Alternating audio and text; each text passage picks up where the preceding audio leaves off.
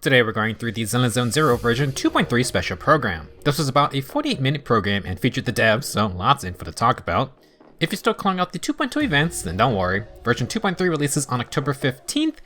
We're not even in October yet, so the program is very early this time. As usual, we have a redemption code for 300 polychromes. You can enter Lucia 1015 for those extra goodies. In version 2.3, according to the devs, the fall of Isolde and the Exaltus lead to a moment of peace in Phylum Heights. The various factions are pulling out, but the shrinking miasma has opened up new areas to explore and mine Lumen ore. In the Season 2, Chapter 4 main story, Memories of Dreams Bygone, Spook Shack members are joining the exploration team. Instead of mining, they're investigating good old urban legends. Naturally, the Faith and siblings and our Scooby-Doo gang will uncover new mysteries and how everything is connected.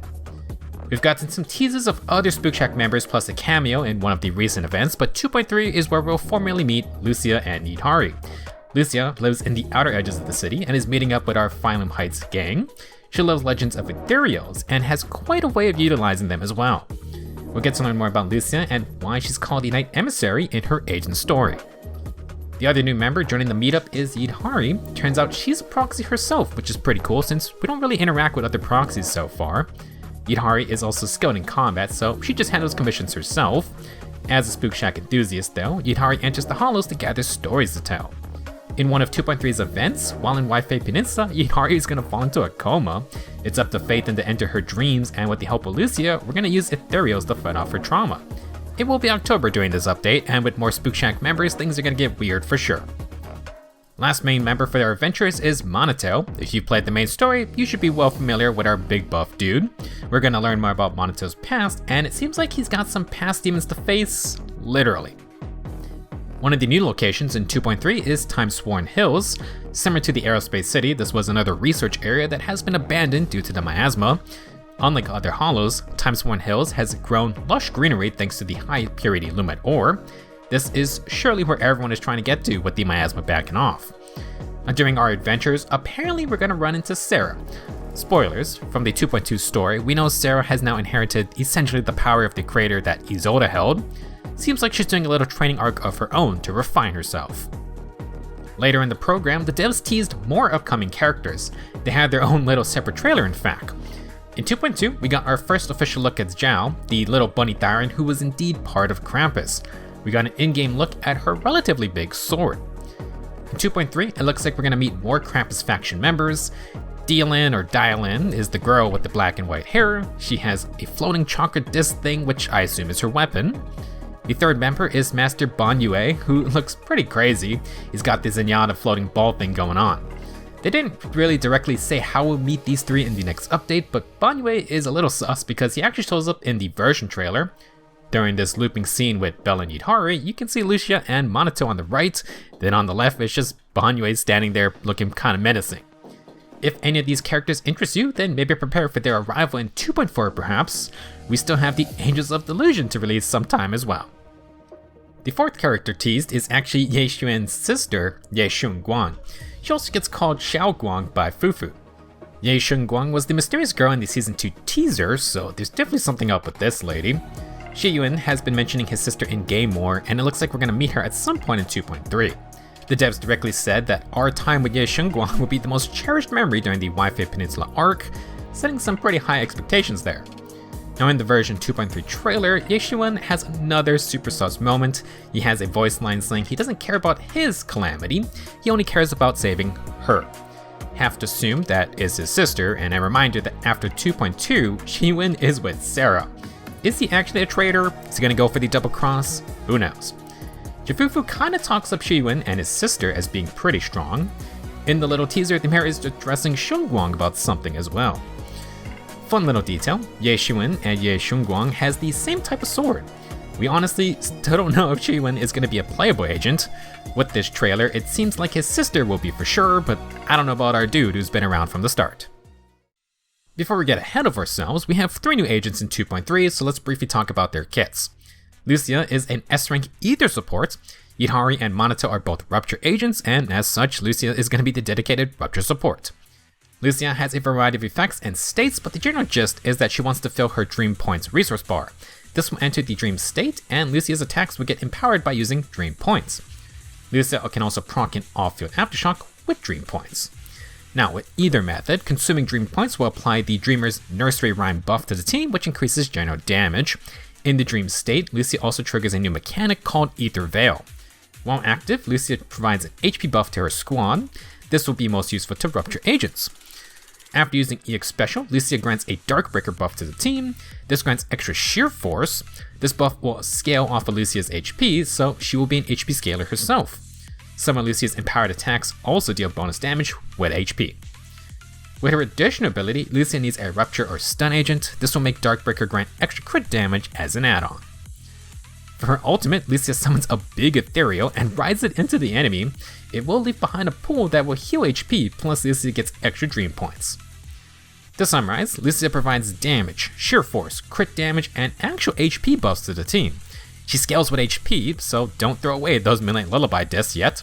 Now, considering sheer force and bonus HP only really help Rupture Agents, I have to assume Lucia will not be a generalist support like, say, Astra or even Yuzua. That may be a bit of an issue if you don't plan to summon for Yishuan or Yidhari, but you will have Manato. Manato is an A-rank Fire Rupture Agent, and everyone will be able to get one copy in a 2.3 event. He will be the rate-up A-rank on Lucia's banner as well, so if you don't have Yishuan, you still have at least one Rupture Agent to pair with her. Now Manato will scale with HP, and his fire damage deals sheer damage. He needs to build up his Blazing Heart resource to enter the Molten Edge state. In this state, Manato's basics will deal fire damage, and he gains extra crit damage plus adrenaline recovery. Manato will consume his HP to do this, so you gotta be careful. Now, if you tap regular special when you're getting hit, Manato can restore some HP. If you hold regular special, he's going to consume more HP to enter Molten Edge. This seems to be the main way to enter Molten Edge from just a standstill. Now another way to regain his resource is to Perfect Assist in. Perhaps the best assist follow-up to date, Manato enters Molten Edge and then just slaps the crap out of the enemy. He may be an A rank, but in ZZZ, everyone's got amazing animations. Now for other ways to restore health, Manato can use his EX Special while in Molten Edge. His general gameplay loop is to consume HP for his basics and then just restore HP with EX Special. If you activate Manato's addition ability, which needs a support or stunner, then Manato gains Remnant Flame stacks when using his Chain Attacker ultimate. These stacks are another way to heal HP. Overall, Manato is going to actively use HP to empower his moves and the Molten Edge state. He can self-heal, but obviously it might get a little dangerous if you're taking hits from the enemy. Lucia's extra HP buffs and healing will definitely be appreciated. Our third agent is Yidhari, who is an S-rank Ice Rupture agent. Yidhari kinda just straight up has the Monster Hunter hammer, so that should be fun to lay on the smackdown. Yidhari will scale with HP and deal sheer damage, but she seems to consume HP in a much larger quantities than Manato. Fittingly, the lower her HP, the more damage Yidhari deals, and she gains extra decibels. Good old high risk, high reward. For her addition ability, she needs a stunner support. Yidhari will gain crit damage and take less damage when under a certain HP threshold. She also utilizes the new Ether Veil mechanic and summons Icy Tentacles to slap after certain moves in this state. These tentacle hits count as EX special damage, which means Yidhari probably will use the 4-piece Yunqui tail set. Now for her basic attack string, Yidhari's third hit will heal HP. If you hold basic attack, she's going to start consuming HP to charge up. Yidhari's resource bar is actually her charge level, released to unleash a powerful combo at max charge. Yidhari can chain into her third basic to heal HP after this move. When she's charging or during her spin attack, Yidhari's tentacles will block incoming hits and reduce damage. They even hit back. For her EX special, Yidhari does a double uppercut and heals some HP. When charging up or doing her spins, Yidhari can use her regular special to trigger a parry type offset. This triggers Surging Cold. If she hits a stunned foe, she also triggers Crushing Pursuit. With either of these, Yidhari can launch a stronger EX special follow-up after certain moves and recover HP. Now Yidhari uses decibels in a new way. After hitting 3000 decibels and landing certain moves, she just triggers Ether Veil, consuming those decibels. In this state, all agents gain bonus HP and Yidhari gains extra charging speed. I'm not entirely sure on the limit, but it seems like after the Ether Veil triggers, you can also use ultimate for an actual attack. Pretty interesting that Yidhari is kinda just gonna consume decibels automatically. Generally speaking, Yidhari seems to be even more reckless than Manato, and she's gonna be literally face-tanking hits while laying on the smackdown. Her moveset is very reminiscent of the Monster Hunter hammer, at least to me. You can move while charging, and Yidhari seems to literally have an offset attack mechanic as well. She seems to be a little more complex, and you will have to not die while using her on low HP. At least for our Rupture agents, they're already building HP anyway. For the 2.3 banners, Lucia is going to be up first, and you can get her signature W engine, Dreamlit Heart. Joining Lucia will be Vivian. If you enjoy anomaly teams, I would definitely recommend having either Bernice or Vivian as an off-field option. Vivian is actually here for another reason, which I'll get to in just a bit. Now for the rate of A ranks, Manato is going to be the free-to-play partner for Lucia's Rupture team. As for Vivian, she gets Piper, who is the only A rank anomaly. I actually really like Piper with Vivian since she can trigger her blooms very quickly. You will be able to get Manato's signature, Gorilla Wisp, on the W engine banner. For Phase 2, Yidhari is available with her signature, Kraken's Cradle. Her accompanying rerun partner is Jafufu, who actually should work just fine with Yidhari if you want an off-field stunner. Another option will be Pulchra as an area up A rank. Pulchra's addition ability includes Rupture agents, but this only matters if you have M6 Pulchra, so good luck getting that. Now if you aren't getting Lucia, then Panyu will be the A rank Rupture support. Pan is very easy to play, and a simple sheer force buffer. He also heals, although I don't know if he's going to be able to keep up with Yidhari's unhinged amounts of HP consumption. Regardless, you can get a very basic A rank team setup for Yidhari's banner. In regards to our banner agents, we have two surprise announcements. Vivian is getting a new swimsuit outfit. Why? I don't know, but more skins, heck yeah. Now Vivian's outfit will be obtainable in a new method during versions 2.3 and 2.4. If you spend 180 encrypted master tapes total, then you will get this outfit. This spending event actually also has other rewards, including new accessories for Belle and Wise.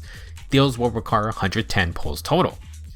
To repeat, you can spend limited banner summons during 2.3 or 2.4.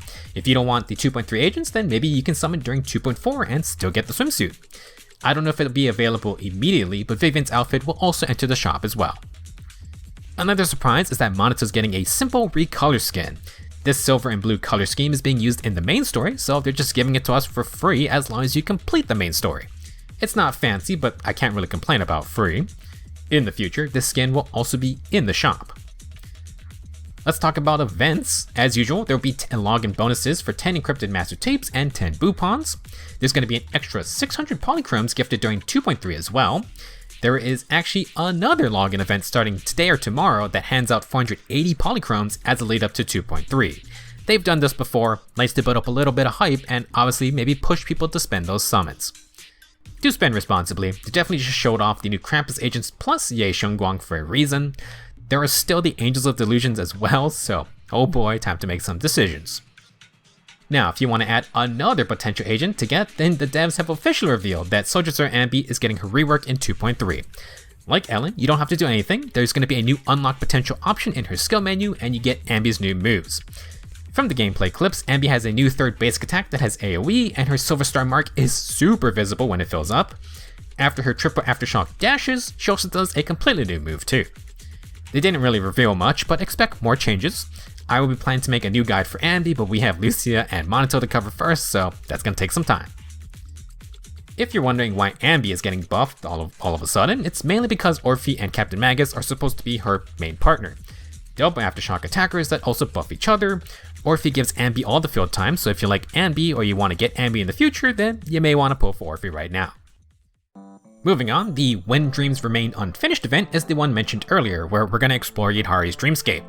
Hoyo has cooked up another completely different type of minigame. We're going to be controlling ethereals in a turn-based combat. You can position units, and there's going to be even quick time events, which looks pretty cool. This event will feature the usual rewards, but this is also how you get Manato for free. Free A-rank Rupture with a free skin's pretty nice. Next, the Threshold Simulation Branching Echoes event seems like a pretty big combat mode. Miyabi and Yishuan are working on a plan to deal with unusual holo activity. This event seems to incorporate story and combat, though it also features multiple endings based on your decisions. Each combat section will have 2 to 3 required stages, a final stage, and then an optional stage. You must complete each section using a different set of agents. Doing the optional stage will grant buffs to your final score. This event has an easy mode where you get to trial agents, but the hard rate difficulty will be all on your own. You can select from your preset teams, and to help with the ever-growing roster, we're actually getting 10 extra team slots this update for a total of 20 presets. I'm a little confused on what exactly this event is. They mentioned the easy mode stages are permanent while the harder mode is limited time.